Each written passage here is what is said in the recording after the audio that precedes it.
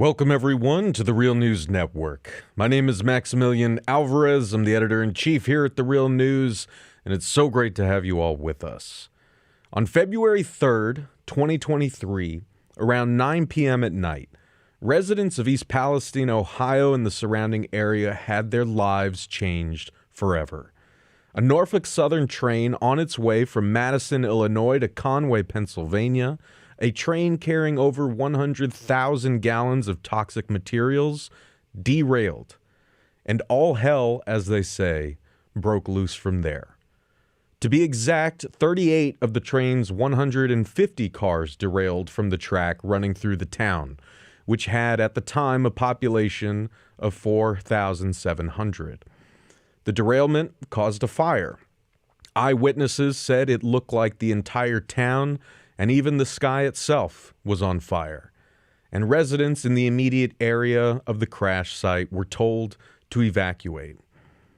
Days later, on February 6th, fearing the damage that an uncontrolled explosion involving the train's contents and shrapnel from exploding rail cars could cause, government officials, at the urging of Norfolk Southern, approved a plan to conduct a, quote, controlled release and burn of hazardous chemicals, namely vinyl chloride, contained within 5 of the rail cars. And we all saw what happened next. Like a hellish volcano, the controlled burn created a massive black death plume, spewing hydrogen chloride and phosgene into the air. The controlled burns were approved by the governors of Ohio and Pennsylvania, but the Federal Environmental Protection Agency claims it did not sign off on the plan, though Norfolk Southern claims the EPA was involved in the discussions at the time. In the nightmarish aftermath, residents' lives have been completely turned upside down. Entire families have been uprooted from their homes, with many having to live in hotels or wherever they can find shelter. Unable to return home out of fear of exposure to chemicals that were spilled into the water and soil from the derailment and spewed into the air from the, quote, controlled burn. Even though government and company officials have claimed the air is safe to breathe and the water is safe to drink, residents have continuously reported negative health effects from skin rashes, headaches, and dizzy spells to nausea, diarrhea, shortness of breath, and mouth numbness. Farm animals, pets, and crops have been contaminated. Property values have plummeted. Local businesses have shuttered or are barely surviving. All the while, frustrated residents report feeling lied to, misled, disregarded, and abandoned by Norfolk Southern and by their state and federal governments. And their ongoing nightmare has been gradually forgotten by the national media. It's going to take a long time to fully appraise the damage of this train derailment on the local population, on rail workers and first responders, and on the environment. But like many of you, I have a terrifying suspicion that for the past 4 months, we have all borne witness to the unfolding of a disaster that will be a black, putrid stain in our history books. Life for the people of East Palestine and the surrounding areas in Ohio and Pennsylvania will never be the same. That's what you need to remember, always. No matter how much money Norfolk Southern throws at the problem it caused, and Norfolk Southern, by the way, made $3.24 billion in revenue last year, it can never buy back the life that it stole from these people. No matter how much politicians and the media want to move on and, quote, return to normal, people living in and around East Palestine, working people, they can never return to normal. This is their reality now. They have been irrevocably, unforgivably failed by Norfolk Southern and by their governments. If you listened to a recent episode of my podcast, Working People, which we also publish here at The Real News, then you already have a sense of how deep this failure goes.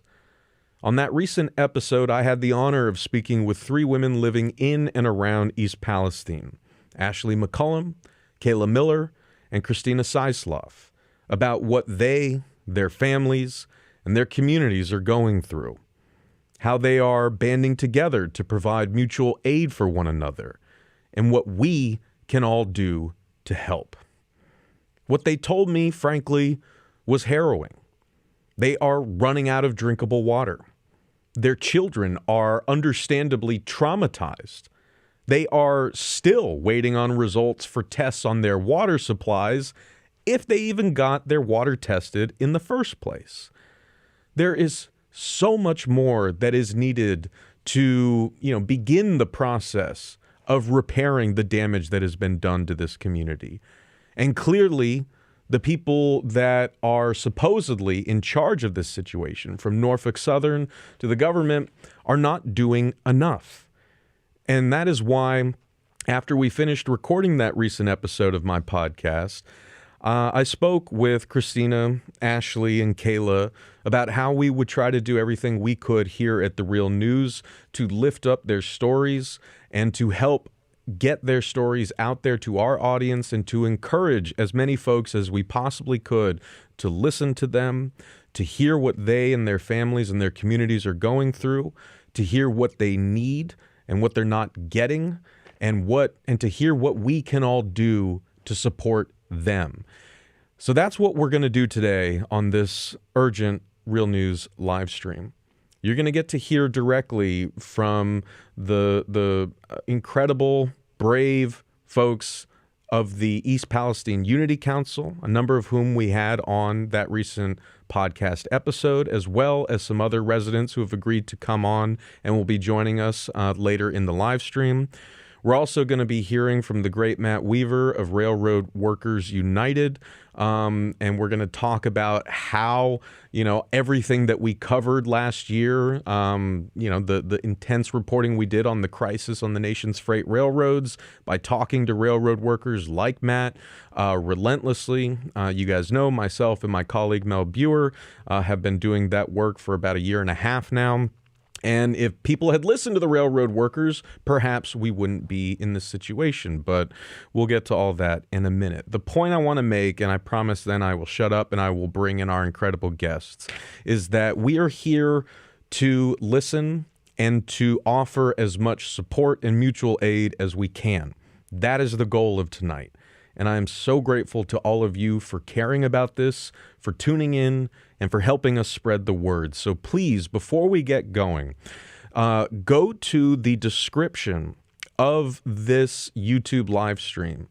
There you will find a list of links that we have collected that include GoFundMes for the individual families that you will hear from on this call, as well as general GoFundMes that have been organized and vetted by the East Palestine Unity Council.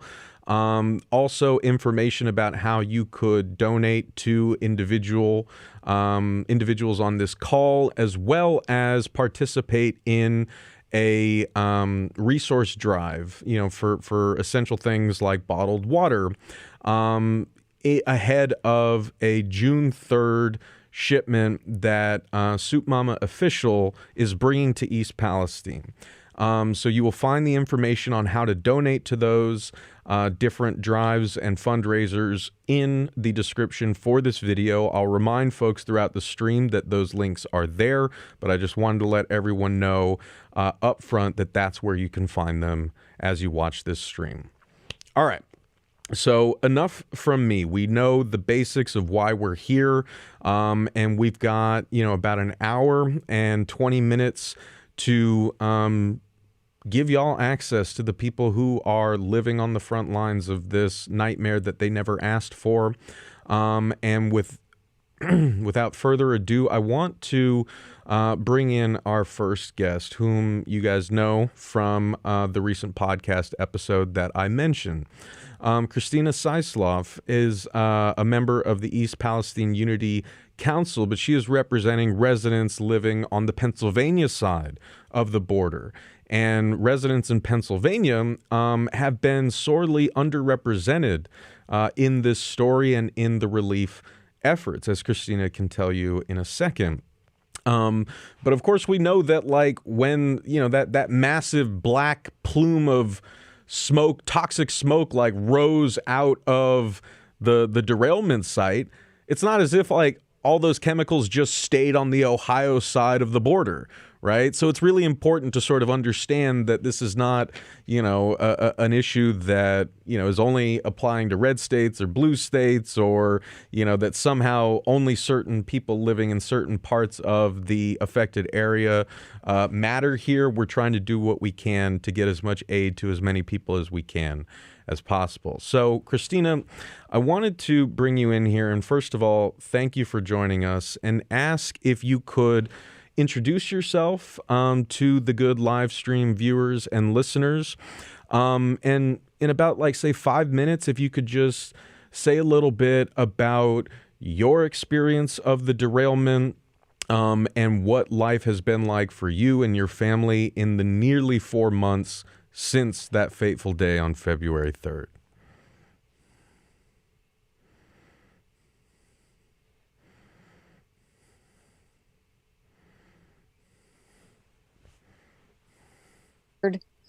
It was about 9 o'clock at night, and I saw a post on social media about the train derailment in East Palestine, and rushed outside with my dad to see if we could see anything. And we live in the middle of the woods, so we could see through the trees, and going up over the trees, a wall of fire and smoke going up into the air. At that point, we thought that the whole town of East Palestine was on fire. So we started calling neighbors, and until about 4 o'clock in the morning, I was up trying to figure out if we should leave at that point even. And then I ended up going to bed and hoping that everything was going to be okay through the night. Then a couple days later, I was getting my son ready for school. Actually, the Monday after, I was getting my son ready for school whenever I heard on social media that the train cars might be detonated. So I decided that I wasn't going to send him to school, because I was concerned that if they locked down and then sent the kids home, that I wouldn't be able to get to him or get back home to get my dad. So instead, we decided that we were going to get enough food for our animals and ourselves, and come home in case we ended up getting put on a shelter-in-place order. As the day went on, it was around 3:30 that they were supposed to do the controlled release. And so we were at home. We were still debating on leaving or not, trying to call friends and family outside of the area. We weren't really sure how far we should go. We did not have an evacuation order where I'm at. So it was kind of like you go on your own dime, if you want to put it that way. So we ended up staying home because we couldn't get a hold of anybody to know where we could go. And we thought, well, if we stay here, we're going to see what happens and see if we're going to get blown away. So afterwards, like even later on that same night, I started getting sore throat, coughing, headache, and that that sort of symptoms and even more symptoms continued to last even up till now. The past week has been a little bit better with symptoms, but from what we understand, they have not been working on the contaminated soil and things like that because of a fair that was going on in town. So since this morning, I've started coughing again, have a little bit of a headache, things like that. As for since the controlled release, we've had, my whole family has had all kinds of symptoms, headaches, coughing, our throats have been sore, itchy eyes, burning eyes, congestion, vomiting, diarrhea, all kinds of stuff.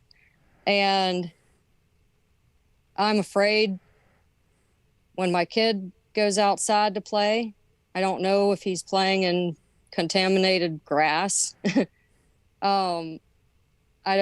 don't go to the park that we used to go to anymore because it's in East Palestine. Even going to parks around where I'm at, we don't really go there anymore because every time I go around places, even in the area, I end up getting a headache, coughing, makes it hard to breathe, especially when it's hotter out. But ever since then, life has really changed.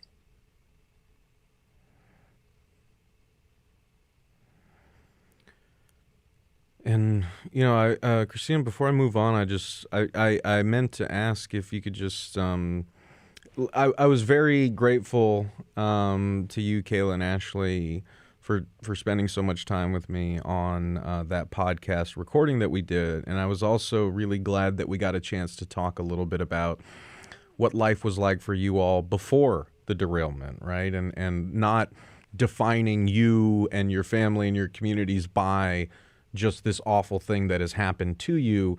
I was wondering, before we move on, if you could just say a little bit about your life and roots there near East Palestine.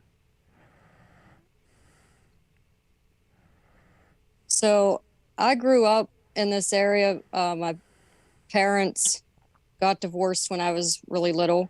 So my dad's lived in the same house for like the last 40 years. But my mom and I have a brother and myself, we moved to another neighboring town, and I grew up there most of my life. And then in 2010, I think it was, I moved back here. Since then, I've lived in this area and never wanted to leave this area. I consider, well, the area I'm near, I consider Pittsburgh my home. It's all I've ever known. And now it's like, since the derailment has happened, you don't want to leave, but you kind of feel forced to, because if you stay, are you going to continue being sick forever? I also wanted to raise my kid here because I really liked the area. I like that he can go outside and explore. He has always played up at the park in East Palestine, and I like the people in East Palestine too. They're nice people. They're welcoming people. You go to the park and people will share their life story with you. So now anybody you talk to, you end up sharing your story of the derailment, not just your life story. But I don't know if I want to continue to stay here yet, because I feel like it would be safer to leave for my kids' sake. Jesus, I'm going to say it a billion times over the course of this live stream, but I'm just so incredibly sorry that y'all are going through this and that you don't deserve this. And goes without saying, but needs to be said anyway. And I'm really excited to see other familiar faces on this live stream as well as new faces, and I'm grateful to all of you for making time for joining this live stream and sharing your stories with our audience and letting them know what you're going through and what they can do to help. And so before we go to Kayla, who y'all also heard on that recent Working People podcast episode, I see we got Stella on the line. And Stella, I wanted to bring you in here. First of all, hello. Great to meet you in person.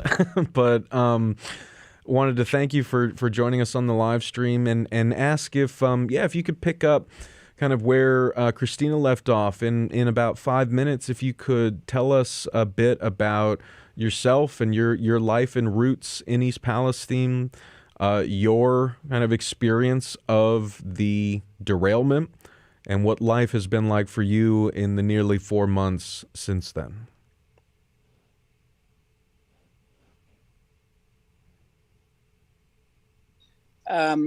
Or the area, the surrounding area, most of my life. The house we live in was in my husband's family for 3 generations. I have 9 granddaughters, and I have 3 foster children, and I have a daughter that's a disabled veteran that still lives at home. And our house was always the center of the holidays, all the birthday parties. We have a backyard pool, and everybody went swimming, and when there were any problems, the grandchildren always knew that they had a home and they had a place to go. And after this derailment, I get violently ill if I'm in town. Now it's as little as 15 minutes that I'm in there. I start to feel my arms tingle. I get very dizzy and lethargic and confused, and I get diarrhea. I get really bad headaches, and 2 of my foster kids get headaches and nosebleeds. Now, it doesn't affect my husband the same way that it affects me. And he goes into town and takes care of the animals and takes care of the lawn and so on. And he tells me, oh, the irises are up, or you should see the rhubarb. I don't know whether we should eat it or not. We can't go home. And my grandkids can't come there. On Memorial Day this year, we always have a big party and a big picnic in our backyard. We've got one daughter living in Lisbon and one's living in East Liverpool, and we're in Hanoverton. And, it was like, where are we going to go to have a picnic? Should we go to a state park somewhere? It's not, our whole lives have been completely uprooted. And the worst part about it is that we don't know if we're ever going to be able to go home. They told us that once they dug up this chemical pit where they had burnt those chemicals, and once they dug up the toxic soil along the tracks, that the air would be better and there wouldn't be any dust and everything would be safe to go home. There's 240,000 tons of that stuff piled up in East Palestine. It's 2 stories high and a mile long. They have to load all of that. And now they just came out with the EPA reported they found 11 roll-off containers full of asbestos that they have to dispose of. It's not going to be safe for a while. They're still polluting the water. There was a video taken yesterday. Rick Chai, a doctor from East Palestine, went out and took a video of the creeks.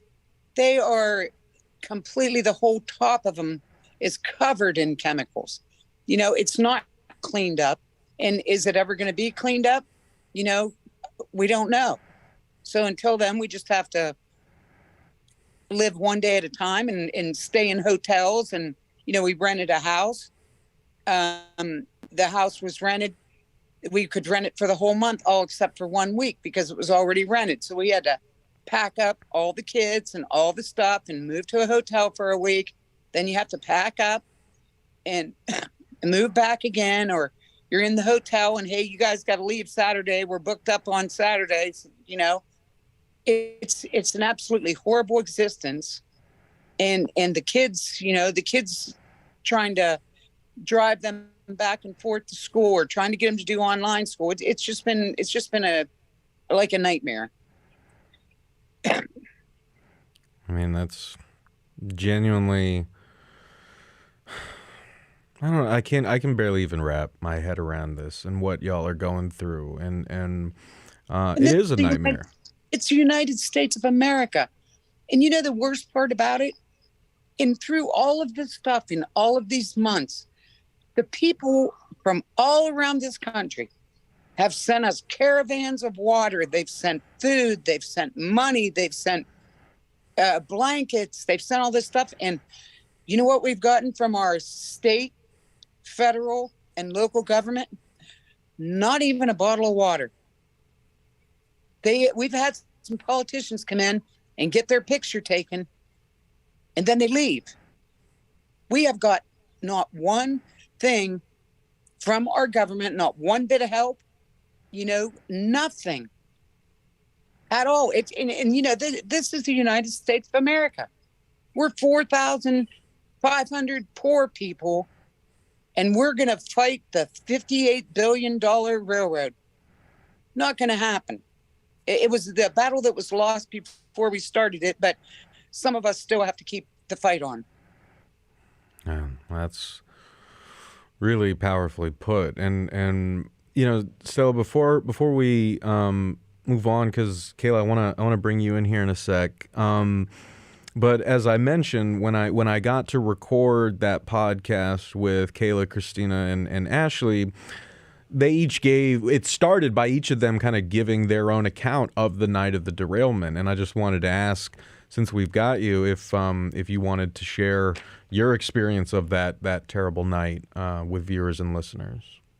Well, the night of the derailment, I was in bed and my husband called me downstairs, and he said, look over there. He said, something's going on. And you could see the flames from our porch. And so, of course, we got on social media, and then we heard on the news that there was an evacuation. They wanted everybody to evacuate their homes and go to the high school. The high school's 2 or 3 blocks from where we live. So he's getting the foster kids and the granddaughters gathered up, and he said, come on. He said, we're going to evacuate. And I said, well, I'm not going anywhere. And he said, what do you mean? He said, we have to evacuate.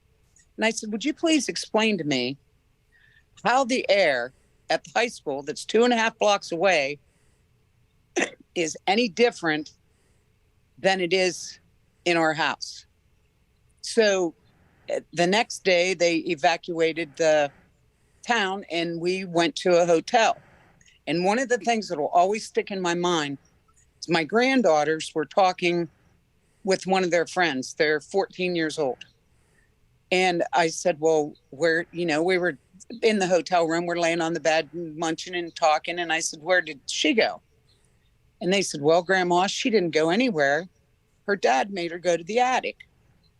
And I said, what do you mean she didn't go anywhere? And she said, well, he didn't get his paycheck yet, and he didn't have enough gas to leave town, and didn't have any money to go anywhere if he did get out of town. Okay. They evacuated that town, but how many other people? I mean, you know, we're part of Appalachia. That's a poor area. That the town's poor. Their average income is like $29,000 a year. How many other people didn't have the gas to get their kid or their kids or themselves out of that town? How many old people, elderly people? I mean, I'm old myself, but I'm just saying, how many elderly people that didn't have transportation or didn't have a way out? They didn't bring a bus around and say, hey, if you don't have a car, or if you don't have gas money, or if you don't have any family to help you, we're here to help you out. You know, they put that evacuation order up, and that was it. And that, you know, that little girl to this day is still, she's probably 1,000 feet from where that train derailed. And she talks to my daughters all the time about how sick her cat is. And, you know, she's been exposed to that since day one, never had a break from it. And it, every day of my life, I wonder how many other kids are there that the same thing happened and they're still being exposed.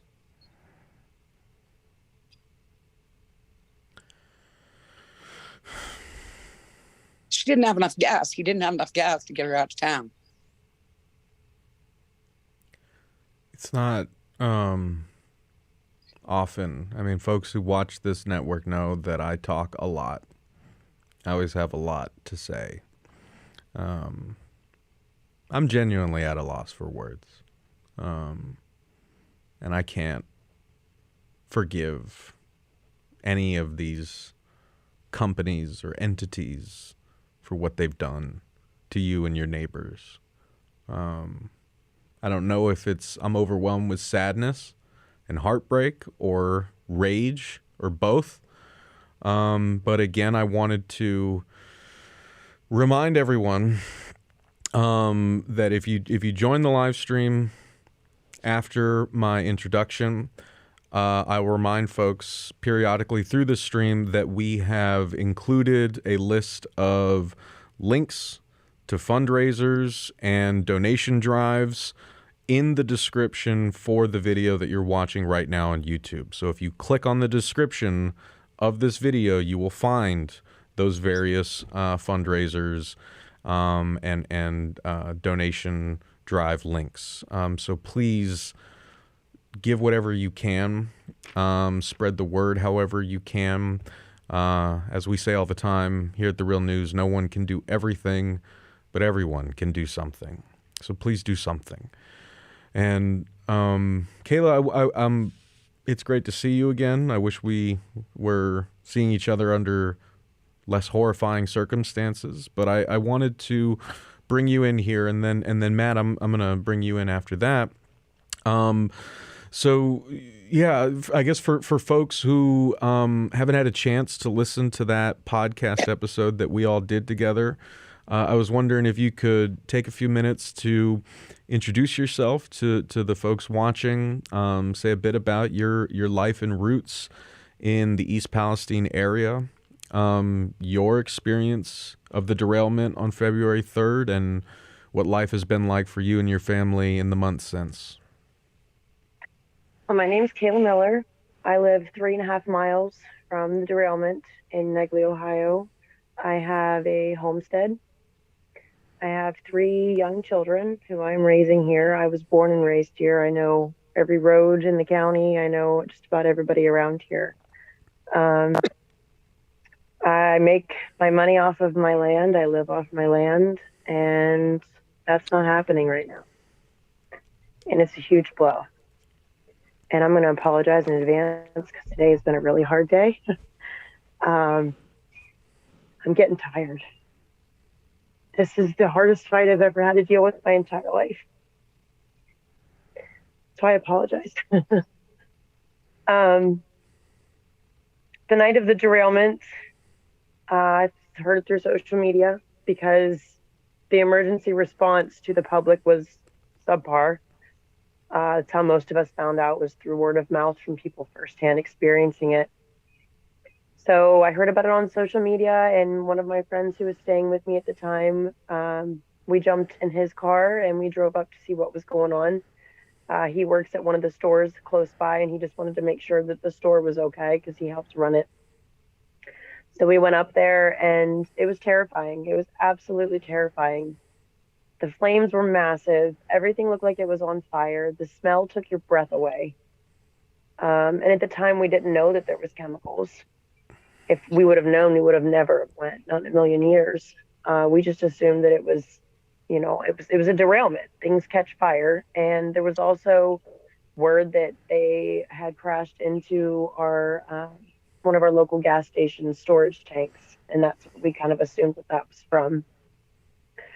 But once I smelt that smell, I knew something was drastically wrong. And we did end up getting out of there pretty quickly after that. And it was utter chaos. There was fire trucks flying everywhere. It didn't seem like they knew what they were doing. And now that we found out, like, they really didn't know what they were doing. It was utter chaos. There have been text messages now put in the public eye that our fire chief literally was told to treat it like a house fire, and he had to sit back and just watch it burn. That's the extent of the organization that night. I still have not got my results back from my first well test from the health department and Norfolk Southern. They took those tests on April 17th.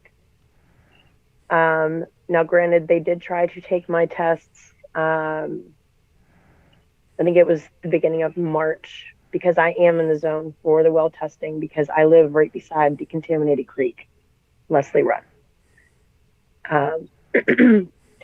So I have been offered the well testing, have not received my first round. They've already scheduled me for my second round, but yet I still haven't received the first round. They are refusing to give us soil samples down here, and not everybody in my town is getting the well testing. It's only the people that live close to the creek. And it's extremely frustrating, because these chemicals, they don't know boundaries. They don't know what their zones are that they're allowed to go in and where they're not. Like, this stuff's everywhere. And these chemicals are bioaccumulative. So it's only going to get worse. You know, I have fought for 13 years to get the life that I have now. My life is pretty good. And I feel like that night, in an instance, it got ripped away. The life that I wanted for my kids could very well be gone, because we may have to leave. My kids have been sick since this happened, off and on. Same thing that Christina was talking about: diarrhea, fever, vomiting, respiratory. It's ongoing and it's exhausting. I'm normally pretty good with these interviews, but like I said, today has been a hard day. I kind of had to unplug because it gets overwhelming. Oh, Jesus. I mean, I remember remarking when we were recording that podcast together, I said, I don't know how you guys are all holding it together. And you guys admitted to me, you're like, it comes in waves, man. Like, some days I can hold it together, other days I can't. I mean, you're a human being who doesn't deserve this. And I mean, thank you. I want to thank you for sharing with us, even though you are feeling this way. And I'm so incredibly sorry for everything that has happened to you. And of course, if at any point you need to exit the call, we will continue to plug the fundraiser, which y'all can find for Kayla's family, in the description for this YouTube video. You can also find information about how to donate supplies like bottled water to Soup Mama Official, whom Kayla works closely. Kayla is deeply involved in that, and there is a new shipment of supplies coming to East Palestine on June 3rd. So if you want to contribute to that, donation drive, again, there's a link in the description of this video that'll show you how to do that. I guess I want to make a plea to everyone watching that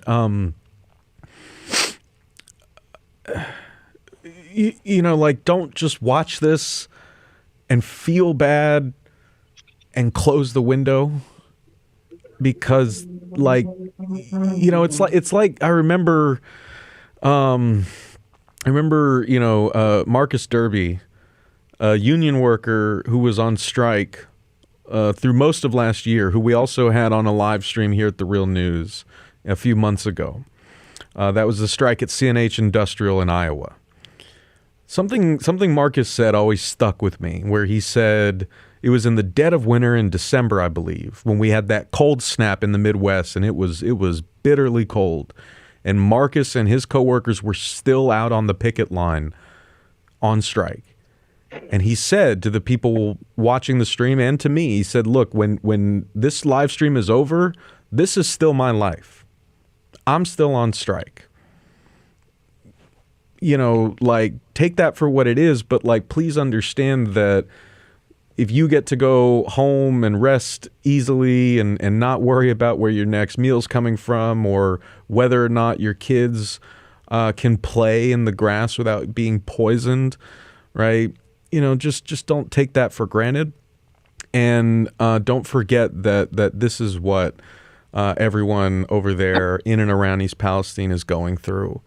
So do whatever you can to donate to their fundraisers, to spread the word about their fundraisers. If you yourself can't donate, send it to 10 people, right? And you know, mobilize your community to contribute whatever you can for, you know, to get the folks of East Palestine and the surrounding area what they desperately need. And again, the links where you can donate are in the description of the video here. We're going to go around the table again in a few minutes to sort of talk about that side of things, the mutual aid side, what has been done on the ground, what folks there on the ground need most of all. But I also wanted to impress upon everyone, right, that these stories, this pain, this heartbreak, this unforgivable catastrophe, this avoidable catastrophe, right? This didn't just happen, right? This isn't just like some freak accident that tragically befell a town, you know, in Ohio, right? If you watched and listened to our relentless coverage of the crisis on the freight railroads last year here at The Real News, if you watched and listened to and read our interview after interview after interview with railroad workers, you know that this was avoidable, and you know who's responsible for this, because railroad workers warned us that something like this was inevitable if the greedy practices of the rail carriers and their Wall Street shareholders were not reined in, if their bought-off lackeys in the government didn't start doing their goddamn jobs, pardon my language, and regulate these companies the way that they should, put an end to their greedy practices that are sucking all of the profits generated by railroad workers, and instead of reinvesting that into essential safety measures, track maintenance, more people checking the cars and checking the track, more people manning those trains, making sure those trains are not nearly as long, carrying as many hazardous materials as they are today. Like, all of this stuff contributed to the catastrophe in East Palestine. And then we have like 5 more derailments the next week. Like, the derailments are still happening. They're just not as horrible as the one that happened on February 3rd. When I was recording that podcast with Christina, Ashley, and Kayla, another derailment in their area had just happened. Another rail car was on fire. And I almost lost my shit, right? And so I say all that because I want to bring in a familiar face to Real News viewers, the great Matt Weaver, who is a longtime railroader, you know, with the Brotherhood of Maintenance and Way employees. Matt is also working with Railroad Workers United. Matt was the first person that I interviewed after the Norfolk Southern derailment, in a sort of reactive podcast to like, what the hell is happening and how does this connect back to everything we've been talking about with railroad workers over the past year and a half. So Matt, I want to bring you in here. So obviously, you know, like you're not living in East Palestine, but you are in Ohio.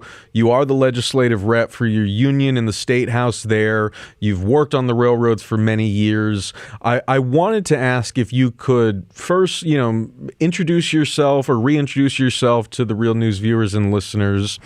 Remind them a little bit. We don't have to go into the whole thing because we don't have that much time, but like, remind them a little bit about all the crap we were talking about on the railroads last year and like how that was all playing in your mind when you were watching the catastrophe in East Palestine. Like what should folks kind of see in that catastrophe that you see as a veteran railroader?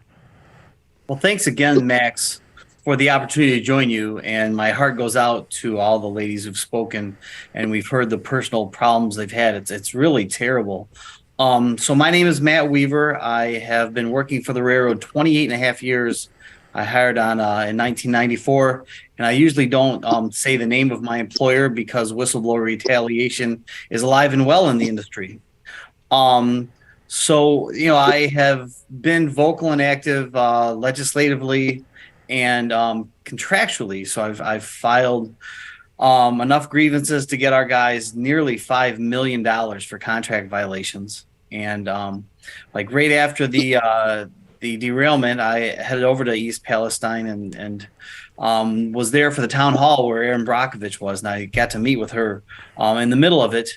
And we've been talking about our workers there who also were on the job site with leather gloves in these chemicals, and all along, I mean, when we first talked, I had asked you if you had known why they collected all of this in a lined ditch and why did they light it on fire instead of putting in tanks. And now we see the EPA last week saying, oh, we didn't allow that, or the finger pointing is beginning and everyone's getting lawyers now. And it's like, boy, oh boy, this doesn't sound good for the residents, the people in the area.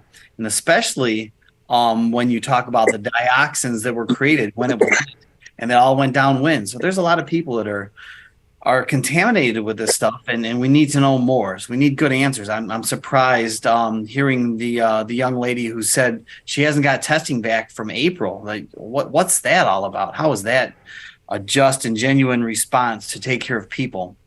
So I mean, so our members, Brotherhood of Maintenance Way Employees Division of the Teamsters, build and maintain America's railroad track, bridges, and buildings. Currently, I'm a carpenter foreman. I was actually painting today. We put new replacement windows in, that kind of stuff. But I've been on all the track and bridge B&B jobs on my railroad. And we've seen a lot of, as a result of precision scheduled railroading, the Hunter Harrison, bless his heart, business mantra of do more with less. And now really it's do less with less, because we're not moving as much freight as we used to. There's a lot, call it the economy, call it, whatever. But, I would have a good conversation with you about the railroads being a great cause of this inflation we're seeing. Profit margins, stock buybacks instead of reinvesting in infrastructure. Rail labor is down 30% in the last decade. And we're seeing a tremendous, like I said, Railroad Workers United at railroadworkersunited.org. We predicted this. This was like, if you're not fixing it, it's Band-Aids on broken legs and something bad is going to happen. And with this round of bargaining, we saw that, where we had terrible attendance policies continue to be the status quo. Engineers and conductors have terrible work hours, on call, and and no defined time off and stuff like that. It's gotten better most recently after the contract was stuffed down our throats, but in general, it's a rough, tough road to hoe being a railroad worker. I mean, sure, the pay is decent, but these days our pay increases haven't kept up with inflation, and there is no cost of living in our contracts.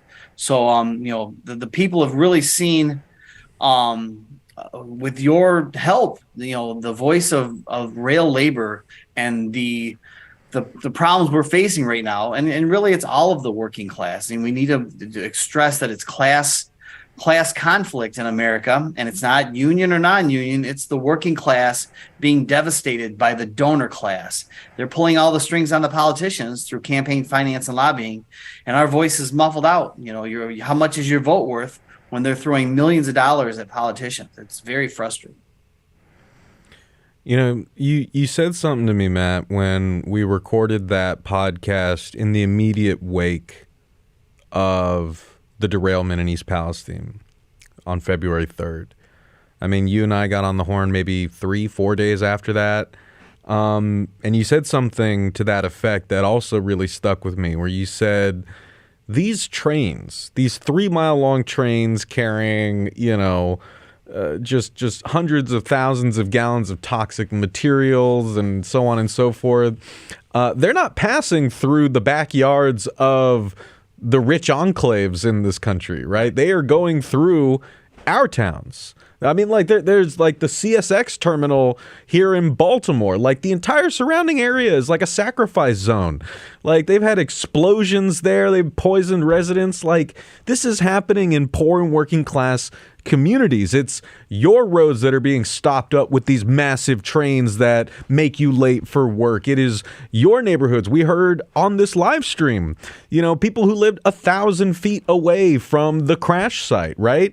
You know, is that happening to Warren Buffett, you know, who owns BNSF Railway? Like, is that happening to Joseph R. Biden, Donald J. Trump? Like, no, it's not happening to them. It's happening to us. Meanwhile, they are the ones making mad bank off of all of this. They are the ones on the industry side, cutting the workforce year after year after year, making these trains less safe because it's more profitable for them, driving workers into the ground, making them more tired, fatigued, not giving them paid sick days, right? Not letting them see their families. That's obviously going to have an impact on the quality of service, whether that means that more people, as we have been seeing and reporting on, more people are leaving the industry, even if they've accrued 10, 15 or more years of seniority and retirement benefits. They can't take it anymore. And so think of that brain drain, all that accrued knowledge and skill that is leaving the railroads, all of the infrastructure that is being left to rot, and we're being told that, like, oh, we could just sort of replace those human beings with some, you know, some technological detectors, right, that'll let us know, you know, if and when there's a problem. Well, those hotbox detectors detected a problem as this train was careening towards East Palestine, and look what happened. It still caused this catastrophe. So you guys have heard me scream and yell about the railroads many, many times before, so I promise our other live stream guests that I'm not going to do it more now, but I wanted you all to remember that anger and frustration and that righteous anger that we all felt last year when Matt and his brothers and sisters and siblings across the different unions representing over 100,000 workers on the freight rail system were fighting tooth and nail to get what they deserve, to stop this madness, this Wall Street-led madness that has destroyed our supply chain, that has destroyed, you know, the workers who make it run, all for the sake of their bottom line. I want you to take that anger, harness that anger, and fuse it with the heartbreak and anger and pain that you are feeling for and with the residents of East Palestine and the surrounding area. Because again, as a class, like Matt said, as a class of poor, working people, people who care about one another, people who are not in the order-giving class, but we are in the order-taking class. It is our job to band together and stand up against this, and to reach out and to build those bonds of solidarity between, you know, the railroad workers, the residents, the other people working and living in the area and beyond. So, you know, that's why I'm really, really grateful to have Matt on this live stream with us. And please, as he said, go to Railroad Workers United, follow them on social media, subscribe to their newsletter, because that is where you're going to get the best and most important information about what's going on the railroads and how you yourself can be part of the solution that they are fighting for. Matt, go for it. And then I have one point that I have to make. It's to me, it's really obvious we don't want these chemicals and these materials on the highways. And we can't have a different pipeline for every different chemical individually, a grid across America. So we want it on the rail, but we want this industry to regulate it better, to do a better job, make it safer, and take care of the people whose backyards they're hauling this dangerous stuff through. Well, and that is a great segue to our next incredible guest, Ashley, who's also a member of the East Palestine Unity Council, and who, if y'all listened to that Working People episode that we published 2 weeks ago, Ashley was one of the voices that you heard on that podcast. Ashley, I believe it was you who said something during that podcast, like that you had a friend who worked for the railroads who was like, you need to get out. You know, like, I know what's on those cars. you need to get out. So again, just like kind of connect, or is that Kayla? Oh, bye, Kayla. Thank you so much for joining us. And oh no, that was you. Sorry. You guys can't see me. I can see all of them, but that was Kayla, whose friend worked on the railroads and said, you got to get the hell out because I know what's on those trains. So apologies for that. So Ashley, I want to bring you in here. And first of all, thank you for joining us. I know you're incredibly busy and you got a lot going on and you guys are living through hell right now.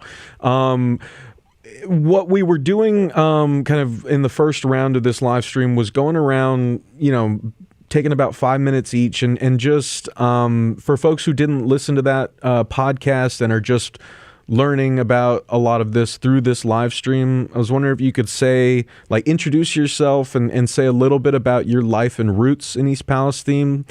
Talk to us a bit about your experience of the derailment and what life has been like for you and your family in the months after. Well, I'm Ashley McCollum. I've lived in East Palestine for 8 years. My experience overall before this happened was it was a nice, close-knit kind of town. No one ever had to worry about anything. You never had to lock your doors. You had no fear at all. And then the derailment happened, and now our new fear that, out of everything that you could think of is, am I going to have some kind of chemical exposure that's going to cause my death or my family's? Or am I going to get cancer? Or is my home not clean good enough? Am I ever going to be able to go back? It's been a roller coaster of emotions and just everything that has went on from the time of the derailment to this point. There's been so many flaws in the way things are done, the way things are being tested. It's just astonishing what we're really being subject to, and the lack of care with how it's being done and handled and continues to be handled. I mean, we don't want to place blame and say, well, you should have did this, you should have did that. That's not what we want to do. We just want to start living and have our lives back. Well, and could you say a little bit about the night of the derailment, Ashley? Because you also live very close to where Yes. the train derailed, right? Just a normal Friday. I got done babysitting for a friend. We were kind of having the wind down. Me and my son were just hanging out. I had laundry. I was folding and getting things done. We sat down on the couch, and a couple minutes later, we hear sirens, which is odd for that time of night in the town. Hear another round of sirens. Me and my son both jump up. We look out the front door. There's nothing out there. We look out the back door. As soon as I opened the back door, everything was lit up. It looked like the entire town was on fire. It looked like it wrapped all the way around. It was terrifying. My son started to panic. What do we do? What do we do? I said, grab what you need. It's okay. So I got down to his level and I said, we're going to leave. Grab what you want to take. So whenever he grabbed what he wanted, I wrangled up the animals. I got the car up front, called my mom, and I said, Mom, I think the town's on fire. You need to get here now to help me so I can get the rest of the animals. She came to my house, and I had moved other cars because I figured if anything, maybe that would stop some more explosions happening, if that's the case. Everyone started to kind of show up outside, and I told people, we're going to have to evacuate. Another person said, I don't think we're going to have to evacuate. And I said, I think we will. And right after I said that, here comes a man telling everyone on my road, evacuate, leave. We all have to leave. So my son's still kind of panicking and still, worried about what's going to happen. My mom calmed me down. We started to go, and I stopped at a neighbor's house in the corner, and I asked her, I said, could you please let me know if my house catches on fire? Please let me know if it's gone or not. And she said, I will. And right at that time, another person came and said, you have to leave too. Everything was on fire. It smelled like chemicals. It didn't smell like a normal fire.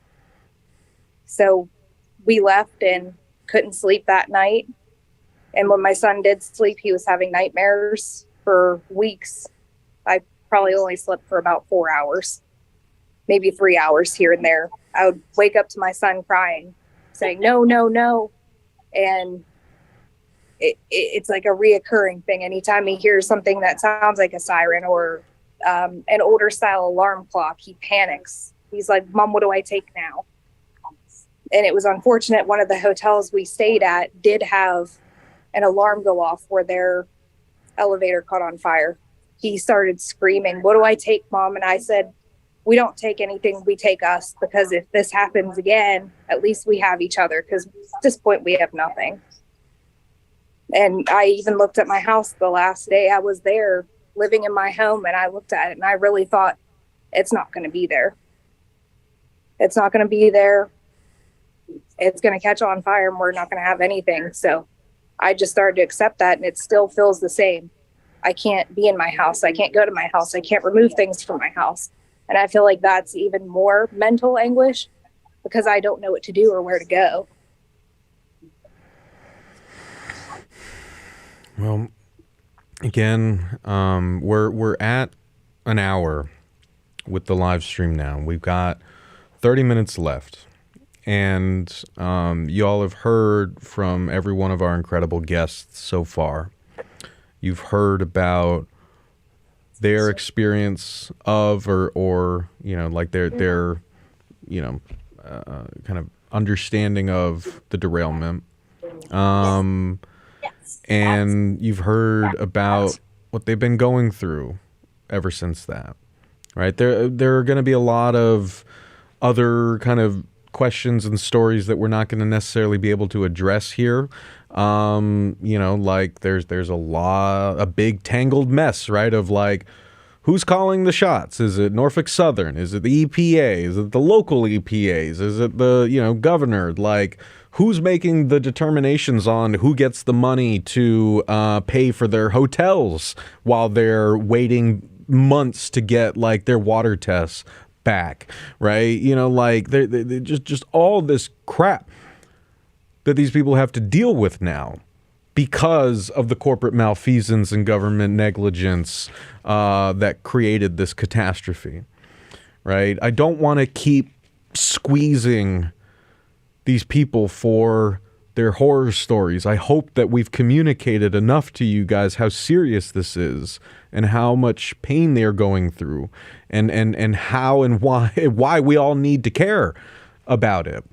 And I wanted to use the final 30 minutes to really focus on what we all, as fellow working people, as the working class community that needs to protect itself, what we can do to better support our brothers, sisters, and siblings living in and around East Palestine, and to lift up the efforts that have been allowing people to stay afloat, right? Because amidst this tragedy, there have been, you know, people banding together like the incredible folks on this call, forming the Unity Council, using social media to exchange information, to let folks know who needs what and where, right? To try to raise awareness by doing interviews like these and getting these stories out there. And so I know that folks tuning in right now, they want to help. Once again, I want to remind everyone here at the top of the hour that we have collected a list of links to different GoFundMe fundraisers. We've included information about how you can donate to the individual and family funds of the folks on this call, as well as general funds like the one East Palestine Off the Rails, organized by Rick Sy, who you heard about earlier in this stream. That is a general GoFundMe that has been sent to us through the East Palestine Unity Council. It's vetted. You guys can donate there. There's the Soup Mama official supplies drive. On June 3rd, there's going to be another shipment made to the folks living in and around East Palestine. So if you are able to donate, you know, the basic supplies that are being collected, including and especially bottled water, you can donate there. I want to bring our incredible panel back on, and just for me to kind of take a step back.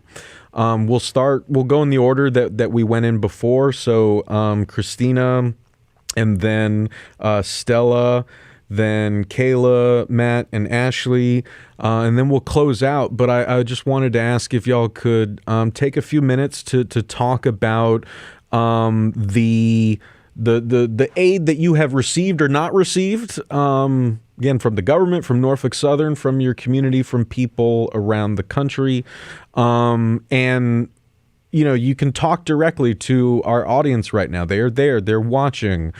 Can you tell them what you need and where they can go to help contribute to these mutual aid efforts? So, Christina, let's start back with you. People in Pennsylvania have not really received much aid at all from Norfolk. We haven't received aid from Norfolk Southern. If you're outside 1 or 2 miles, they don't really acknowledge you at all. And same with the government. I've even called the government PA for water testing and such. They won't do any testing here. Any testing I've had done was through independent researchers. Dr. Welton from Purdue has done a lot of independent testing around the area. Water donations that I have received have been from Dr. Rick Chai and with the East Palestine Off the Rails group, as well as a Soup Mama official. And at the beginning, I was able to get some donations for water from place up in East Palestine. But we still need water. We don't know when our water will go bad or if it is bad, if we haven't had any testing done. Dr. Chai is taking donations for water as well as for relocation. Him and his wife have done really well at helping one person already. Every $10,000 they raise, they help a family move out of the area. But that's all the places I've received donations. But the government and Norfolk Southern have not helped Pennsylvania.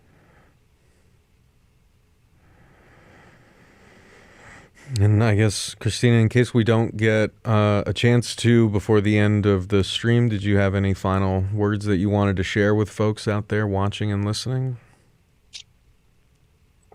Don't forget about us. Keep sharing our stories. Keep pushing our government officials here in PA and Ohio both to help us. And especially reach out to Governor Mike DeWine and ask for him to, or pressure him to declare a emergency in Ohio, because if he declares an emergency, then it opens up doors for our governor to do the same. Thank you so much, Christina. And Stella, I want to bring you back in here and ask if you could pick up as well and tell us a bit about what aid you have received or not received from the government, from Norfolk Southern, from people around the country, and what folks can do to help you, your family, and your neighbors.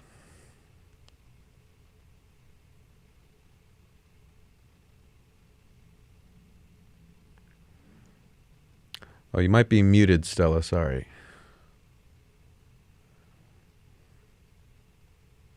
Okay, we were lucky to be able that we lived inside the 1 mile area. This 1 mile area was originally set up by Norfolk Southern and the EPA because they said if the trains would probably go that far, so they set up this 1 mile zone in the beginning of this disaster. Well, since then, they have used the 1 mile zone as reference to who the railroad would help relocate. And they have helped us with our hotel bills. And because we live in that 1 mile zone, but all of the people who live outside the 1 mile zone, and there are people on one side of the street who are in the 1 mile zone and people on the other side of the street that aren't, they can't get any help at all. And there are a lot of people who are sick. There are a lot of people whose kids are sick and they want to leave. They want to relocate either permanently or temporarily, and they don't have the money to do it.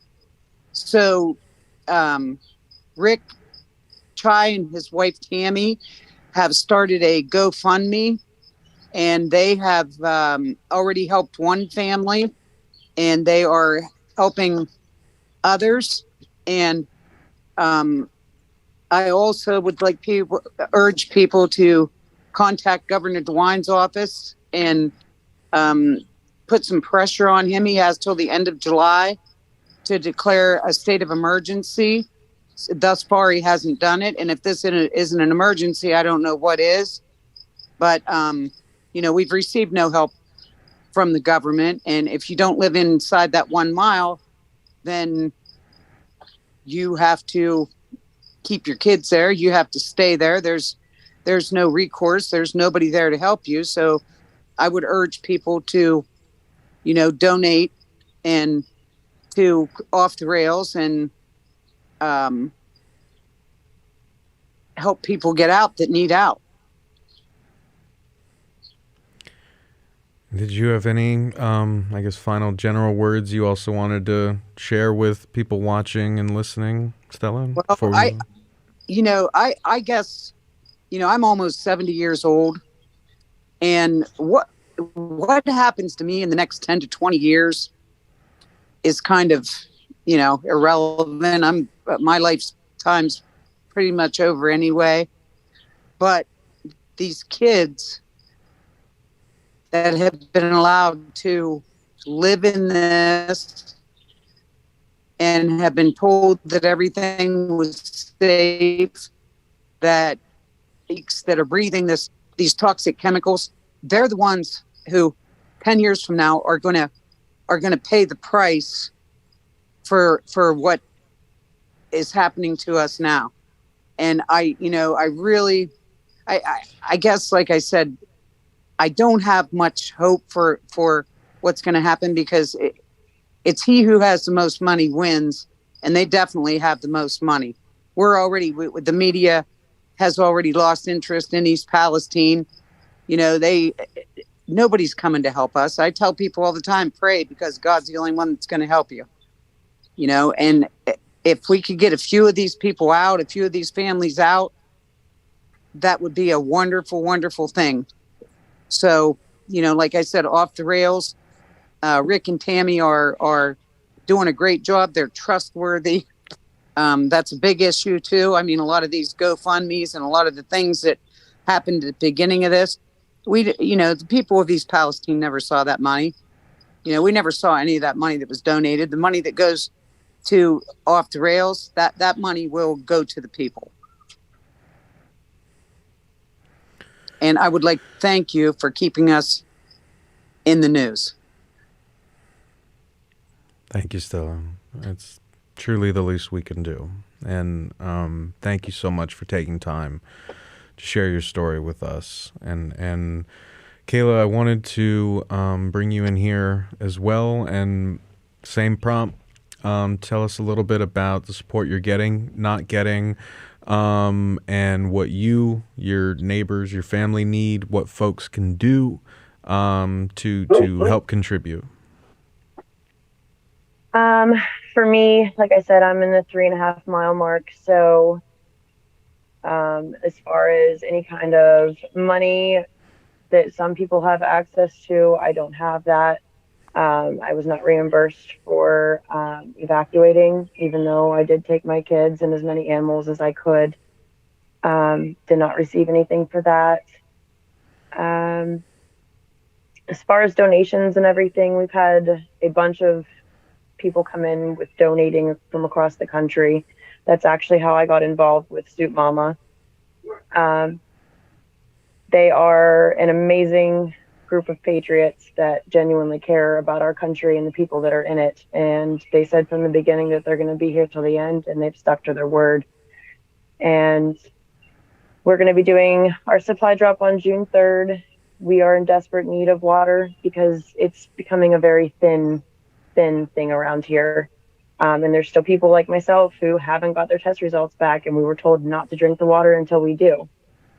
That can get very expensive very fast. So water is a huge thing. Funding to get some families out of here, that's great. Me, I don't have that option. I have too much family, too many friends. My husband works out of town. I have to have a support system. I can't just pick up and leave. I have 3 kids on my own, basically. So for me to leave is just, emotionally, it would not be doable. So I am stuck here. So the biggest thing for me is, if there is money that needs to be donated, that somebody's willing to donate it to, obviously the off the rails for people that do want to relocate, but there's also families that can't, that have their own GoFundMes. And that will help with trying to get water filtration systems, because they're not cheap. You can get the under the sink ones, but that's just for drinking water. That's not for your washer. That's not for washing dishes in your dishwasher, for baths, for showers. Those systems are very expensive, and a lot of us can't afford that. So that money goes towards that, and it would help drastically with a lot of us. Like I said, the testing, they will not give us soil testing out here. Even though I'm close enough for my well to be tested, they won't test my soil. It makes perfect sense. So I did get independent testing, and I'm waiting on those results to come back, and that's going to kind of tell me where I go from here. I mean, obviously, if it gets to a point where we continue to be sick, we're going to have to do some sort of change. What that is, I don't know yet. And that's what a lot of this is. A lot of it is unknown. We don't know,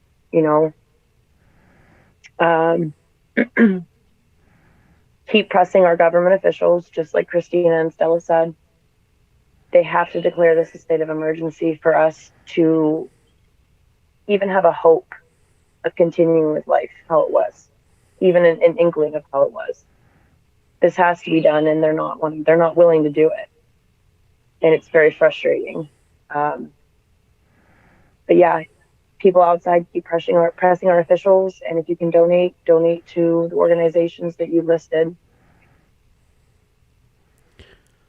And Kayla, just before I move on, the link that we sent that directs people to Soup Mama Official includes a number of different, I think there's some QR codes that people can scan so that they know they can donate on Cash App, PayPal, all that good stuff.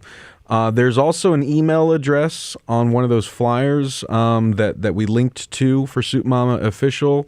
Would you say that right now, since the next supply drop is happening on the 3rd, would the best thing for people to do through Soup Mama Official, would it be to donate funds for them to procure the water ahead of that June 3rd drop off? Logistic wise, probably, yeah, because we are coming up super close here. It's this weekend.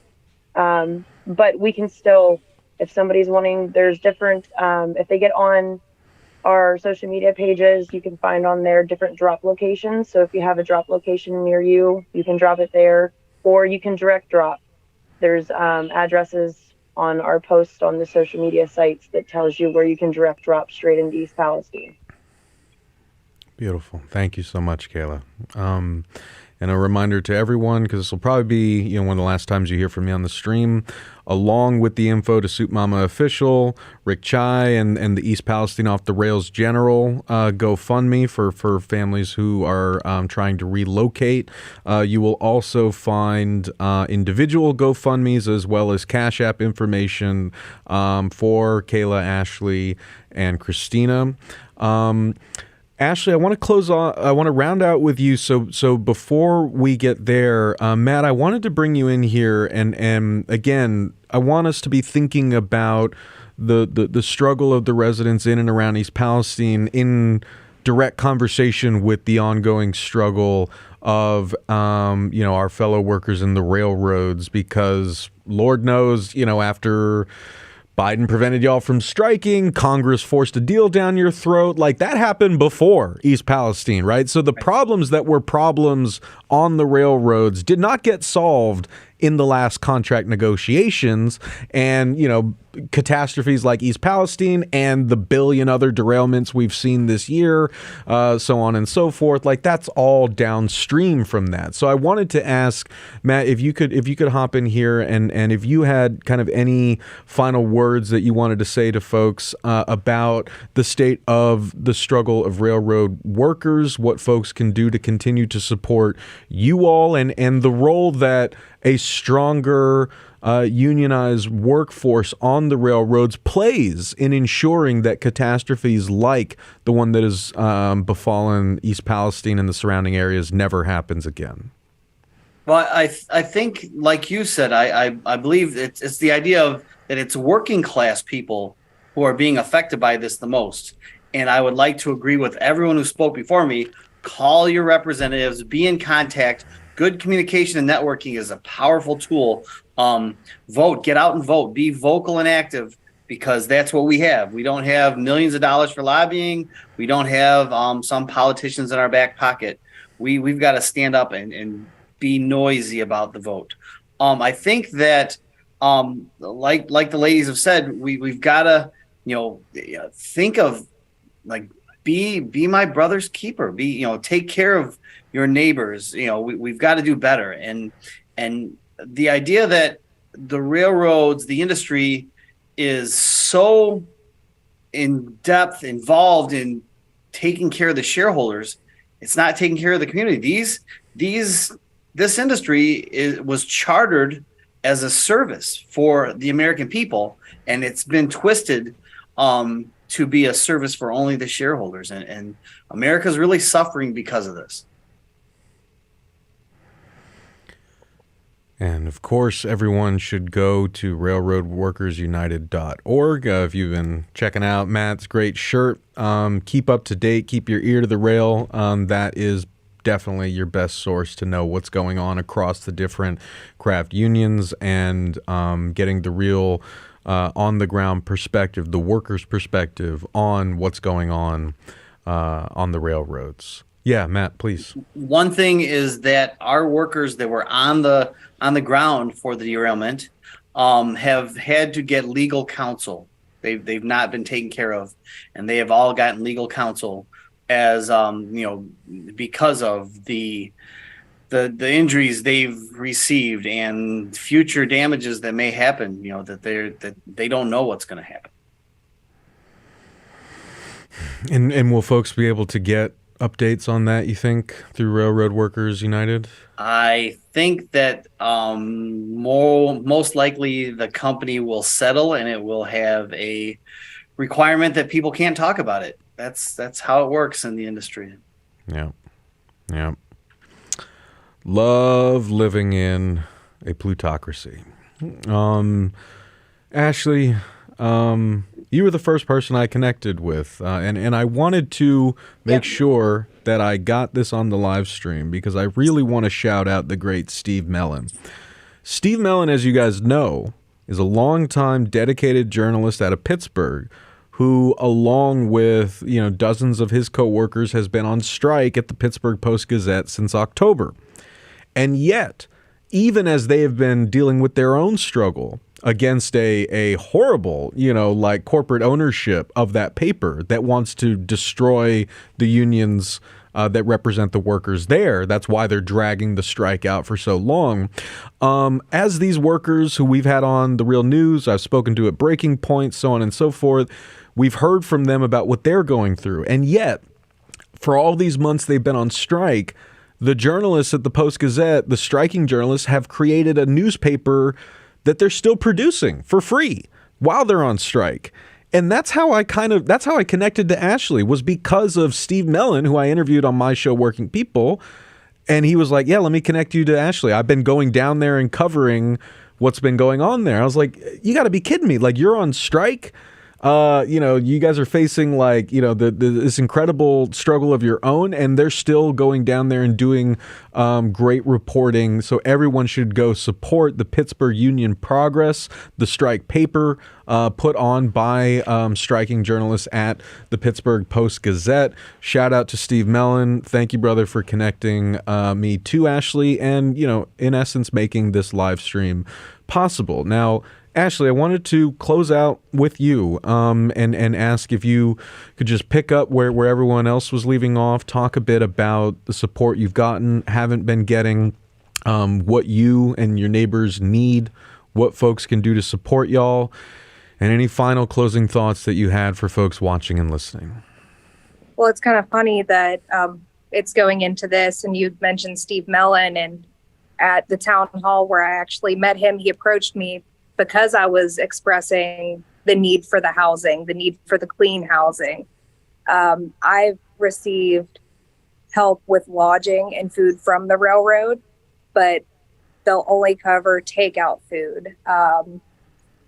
It's hard to find hotels. So if you spend too much on a hotel, they question you. It feels like you're badgered a lot, and it's very difficult to actually get the money without feeling guilty in some way, which we shouldn't. We're supposed to get travel as well as necessities covered. Some do, some don't.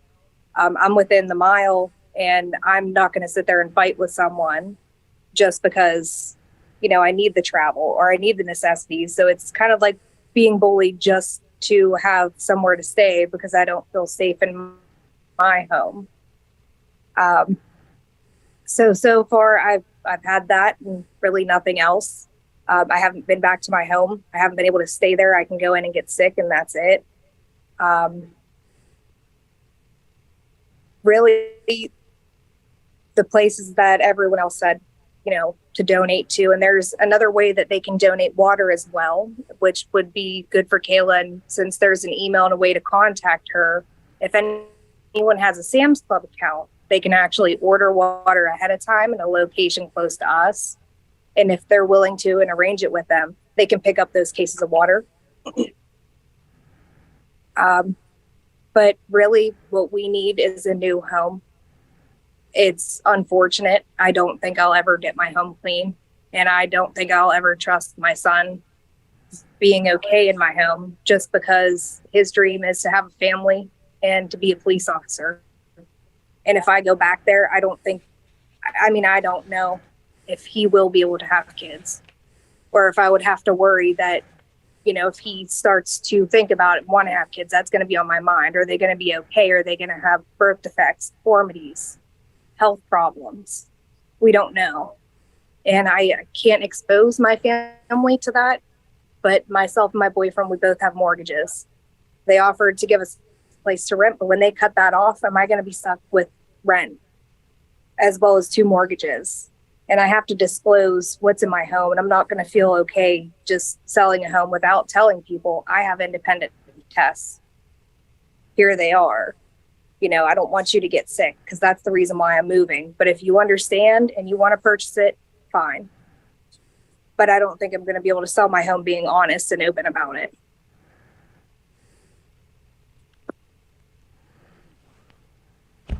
So there you have it. I have nothing to add to this. You guys have heard enough of me tonight. Please don't forget about the people living in and around East Palestine. Don't forget about the railroad workers. Don't forget about any of this. Don't let the media, politicians, or Norfolk goddamn Southern sweep this under the rug. Because as you've heard tonight, life for these people has been forever changed. And the least we could do is help them get to a safer place. Help them at least have safe water to drink.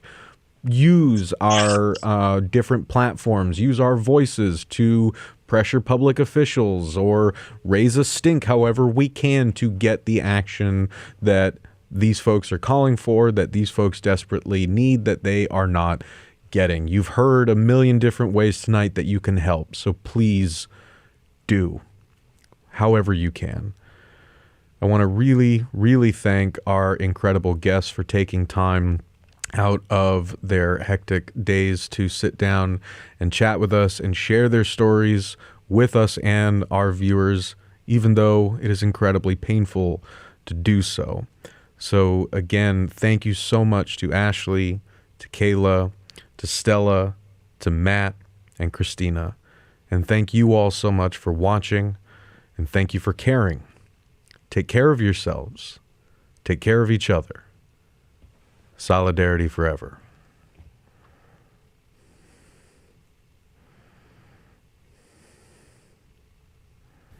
Thank you so much for watching The Real News Network, where we lift up the voices, stories, and struggles that you care about most.